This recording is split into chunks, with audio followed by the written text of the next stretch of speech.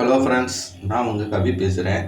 இன்றைக்கி நம்ம இந்த வீடியோவில் எதை பற்றி பார்க்க போகிறோம் அப்படின்னா, வரக்கூடிய ராகு கேது பயிற்சி 2025 ராகு கேது பயிற்சி விருச்சிகத்துக்கு என்ன மாதிரியான பலன்களை தரப்போகுது அப்படின்றத பற்றி தான் பார்க்க போகிறோம். இந்த மே மாதம் பார்த்திங்கன்னா விருச்சிகத்துக்கு 4ஆம் இடத்துல ராகுவும் 10ஆம் இடத்துல கேதுவும் இருக்க போகுது. அடுத்த 1.5 வருடம் அங்கே தான் இருக்கும். விருச்சிகத்தை பொறுத்த வரைக்கும் இது கர்ம கேது, அது அஷ்டம ராகு. அப்ப என்னங்க பண்ணும்? 4ஆம் இடத்துல ராகு வருது, அதுவும் அஷ்டம ராகு. ரொம்ப பயப்படணுமா இல்லை ரொம்ப கஷ்டமான காலகட்டமா அப்படின்னா அப்படிலாம் கிடையாது.